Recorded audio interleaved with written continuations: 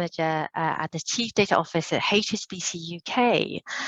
But I'm not going to talk about that just yet. I'll tell you a little bit about my journey. And actually, there's quite a bit of similarity, I think, between my journey and Winnie's. I'm from Taiwan originally. I grew up in Taiwan. Actually, at the age of 14, because my father worked for the Taiwanese Foreign Office, we relocated as a family to Ireland. And at that point, I could not speak a word of English, and it was a huge culture shock. The school I went to was, if anyone knows, is from Dublin or knows Dublin. It's a school called St Andrew's College. It's an international school, but 95% of the students were Irish. So you can imagine the first couple of years were very challenging, not only in terms of having to learn to speak a completely new language, but it's the whole culture was completely different. I'll give you one example. I was fascinated when I saw that in Ireland, students would raise their hands and they would challenge their teachers. And that's something we just never, ever, ever did in Taiwan. You sit there and your teacher or people who are older than you, you respect everything they tell you, you do what they tell you. So it was a complete shift in mindset. And for me, that experience completely transformed me. So I was a natural, and still am, a natural introvert. And when I was in Ireland, I had to learn very quickly I wanted to fit in. So very quickly, I learned that I had to speak up and, make friends and challenge, not challenge the teachers necessarily, but feel comfortable in sharing my views. And when I graduated, I left Ireland and I came to England. I went to London. I went to a university called the University of Westminster, and I studied business studies. Okay, and that was a really fun experience. And so in my final year, I decided to specialize in statistical analysis. So as I graduated, I became a data analyst for a media agency. And the reason why I chose business studies was because, to be honest, I didn't really know what I wanted to do. I'm still fascinated by the fact that people have to make decisions about what subjects they have to do at uni from such a young age and how they make those decisions. But certainly for me, I had no idea. So I went down the business studies route because business was quite a wide subject. It covered, sort of mathematical modeling to sort of HR things. And it was just a good option for me at the time. And in my final year, I specialized in statistics because I realized that actually I was pretty good at it in the classroom. So then I became a data analyst, and what I then realized after 4 years was that I wasn't that good at programming and coding, because it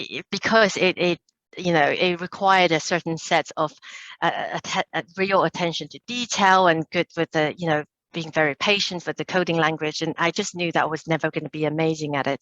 And of course there were lots of people doing really interesting stuff, and I wish I was naturally good at it, but I wasn't. So I decided to do further studies. So that was when I went to the US and I did an MBA there.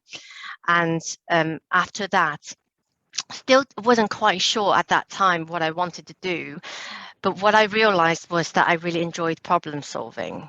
So I stepped into management consulting, which again completely transformed me as a person, because it was all about getting, putting myself out there, speaking, presenting to lots of people, solving problems in a very, very ambitious, very short time frame, etc. So it was an amazing 3.5 years, and then I left management consulting to go to work for HSBC in 2015.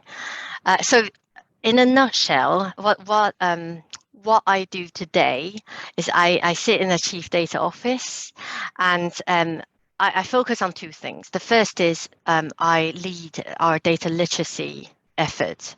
So we look at how we can upskill and make people aware of the importance of data, the value of data, how to look after our data and how to use it. And that's a whole education piece, which is very interesting. And the second part of my role is I lead some efforts to embed the right practice, like data, making sure that we have the right controls in place to monitor how we handle data and make sure we do it in a responsible manner. So those are my two key responsibilities. And I would say what I find really interesting about my role is that because HSBC, like many other banks, is very big. It has a global reach. It has lots and lots of people. We have 2,030,000 people worldwide. That's bigger than some countries. and we interact with lots and lots of people on a daily basis. It's very complex, but at the same time, it's really, really interesting in terms of the products we offer and the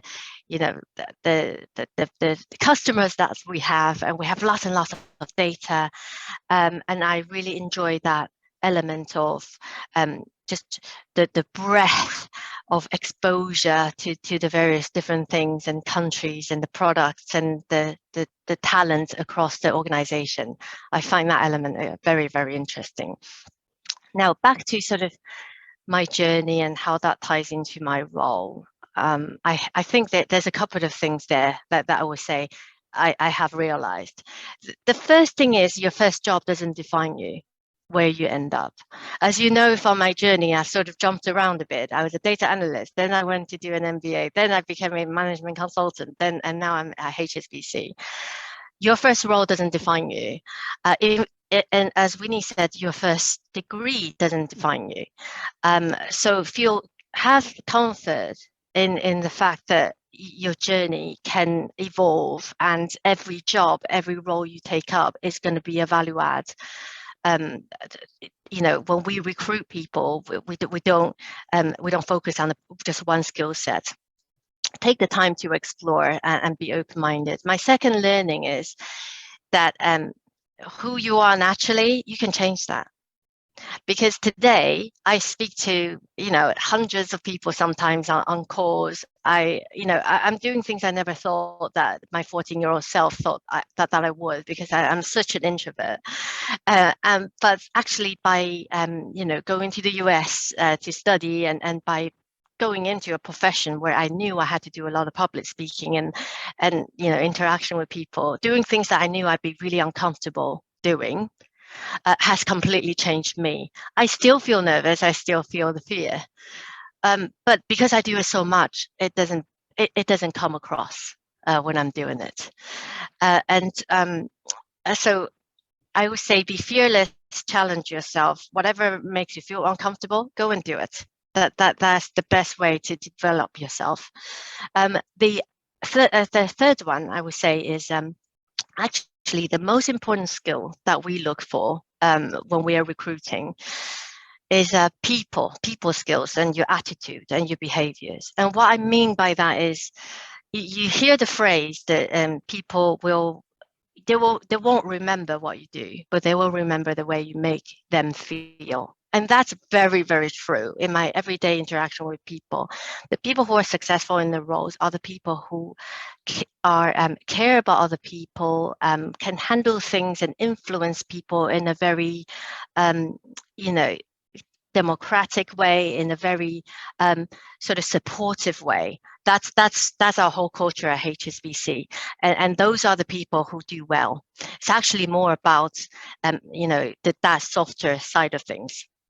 And just to wrap up finally, and I know I'm sort of running over time, is that actually to do well, in addition to everything I've mentioned, is actually focus on the right stuff, focus on the customer. I find that whatever role I'm in, if I have my customer on front and center of how I make decisions, then you're naturally going to ask the right questions. You're naturally going to be curious about things, and develop yourself. But have the right value in mind. Having your customer, what would my customer want me to design or deliver to them, and you'll do well. So those are sort of my my top tips from my experience. And I wish you all the best. And any questions? Yeah, I definitely have, and I would say on different scales, definitely I still do sometimes. If I'm a very sensitive person, so if someone gives me a feedback or constructive criticism, and we all get that all the time. It's just part of learning and performance development. I do feel like a failure a lot of the times when I receive negative, but a lot of it I think is in your head, because in my head anyway, I overly criticize myself. I think it over and over, and I think that's how people perceive me. But actually, that's not true. Nobody's perfect at everything. When people give feedback, it's actually a tip to help you improve. So I try to address my self-talk. And I think that's really, really important, because what you perceive as a failure, it is very, very likely not to be a failure at all. So it depends on the specific scenario you had in mind, but I would say no. Yes, absolutely. I feel that way, and I try to address my self-talk, and I'm sure it's not actually failure. It's just constructive things that you can work on. Instagram. So I'm very old. So I'm actually not on Instagram, but I know everyone talks about it. I think, yes, I think that leveraging things like LinkedIn, I at some point you'll probably come across something called LinkedIn, which is basically the Instagram in the corporate world, where you can talk about the work that you're doing, but you be linked to all your colleagues and your contacts in the corporate world. I would say things like that does help in terms of making people aware of what you're doing, what you're good at, and it's knowing who you are. And I think, yeah, absolutely worthwhile doing. And but beyond the posting of content, I think it's that overall sort of thinking about what's looking outwards and looking forwards, what's coming next in the technology trends, because in the corporate world, or when we are very busy at HSBC, we often start to just focus on our tasks. We are not all very good at looking forward and looking into the future. So I think that having that mindset, yes, coupled with your social media, building your profile, would be a real value add, worthwhile thing to do.